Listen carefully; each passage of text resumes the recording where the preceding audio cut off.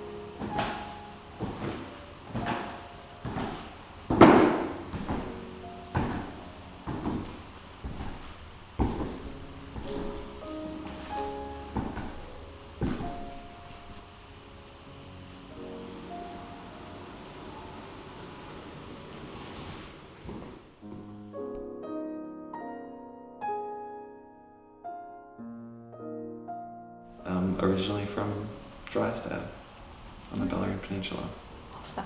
Which you're probably the only, there's so few people who know where that is. Being someone from outside of Melbourne, entering the Melbourne art scene, which is insular, did you find that difficult? I guess, yeah, in some way. Like I feel like it's pretty hard to, it's hard to make friends generally, no less with people who like, you know, feel like you need to know stuff about art and you need to like know who's who and what's what to like get in. Having an outsider's perspective on art is also really valuable because you are approaching it from this place where it's like, okay, what value am I giving to like quote unquote ordinary person who encounters this? Like, how do I make this appealing to like my family and the people that I know? It's so interesting how insular Melbourne is, and then like the Melbourne art scene is even worse. Yeah. Well, it's like there's, you know, one arty kid in town and you feel like you're so like the only one, and then you come to Melbourne and everyone was the only art kid in that town. So how do you fit in? I don't know. I feel like I'm always like butting up against a lot of like, I guess like conventions of the art scene now, as I see it. Which like, I don't know, I feel like I'm a bit of an outsider because I don't like go to that many shows and I don't like, you know, schmooze the way I should. But there's like a very like, what I would call mechanical art, where it's like the idea or the theory comes first. And then the art that you produce is like what perfectly fits that theory, as opposed to like what I try to do, I guess, which is, you know, it's grounded in a drawing, like real pursuit of drawing and craft first, and then try and like leave the rest to later. For the last couple of years, I was really hesitant to even like say I'm an artist, just because I felt so at odds with like the art that I see. I mean, I don't think I'm like that out there. Like I'm not like super unusual and weird, but yeah, I don't know. I just like, it's really hard to, when you're seeing all this like art that is like seems so realized and well thought out, and then you're like, oh, well, I just did a painting. Like, am I really an artist if I don't have this whole grounding behind it? What else would you say inspired this retrospective? Retrospective.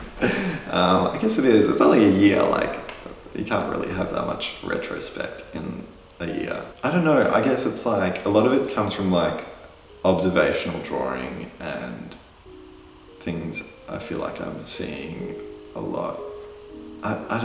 It's so hard to say. Like, I feel like you just sort of, especially when you're like showing up to do the work every day, it's like whatever you watched on TV last night and, you know, like what you talked about yesterday and whatever, that stuff like kind of weaves its way into what you're doing. So there's like definitely like huge visual inspirations that I have. Like there's this comic artist, Chris Ware, who is like just impeccable and like such an inspiration. But I think I like that. I take the style from them like more broadly and generally, whereas like specific things I try and, I I'm not trying to think too much about other artists because I want to be thinking about myself, I guess.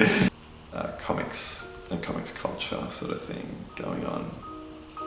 But also like abstract expressionism and like this geometric sort of, I don't know, structuralist, maybe futurist.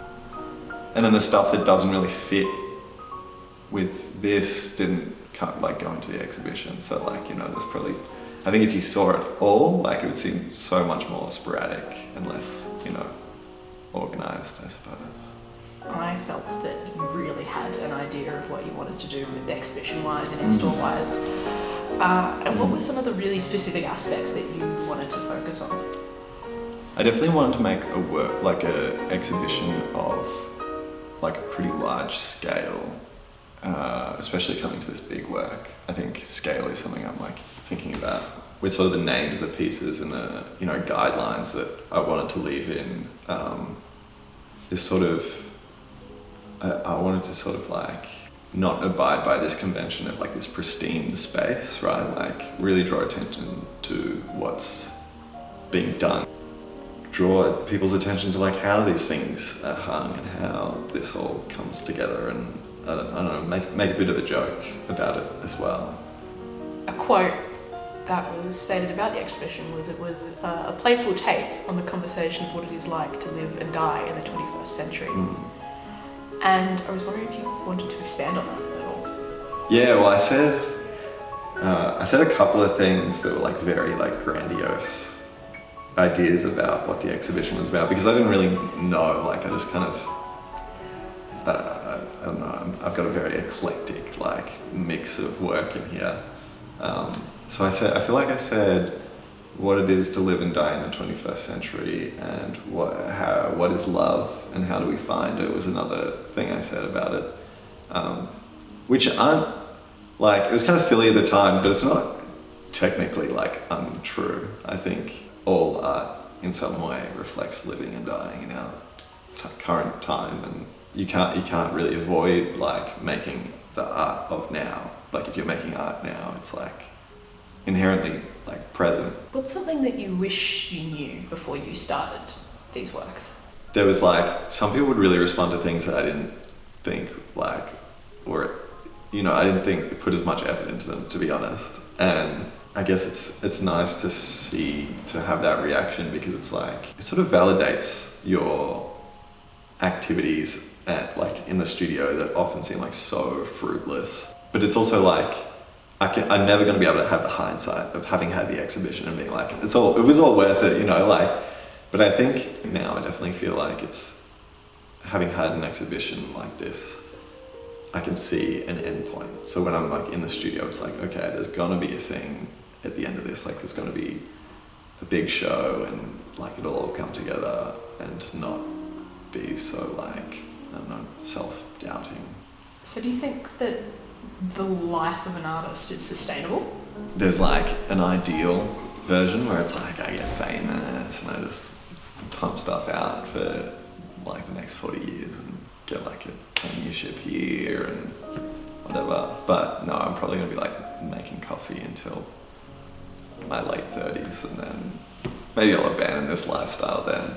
I don't know. But like whatever keeps me involved in the art scene, but it definitely feels like grim a lot of the time. Like you see like funding cuts happening all around you, and like okay, is this ever going to turn around, or is this just sort of the new reality that we're dealing with?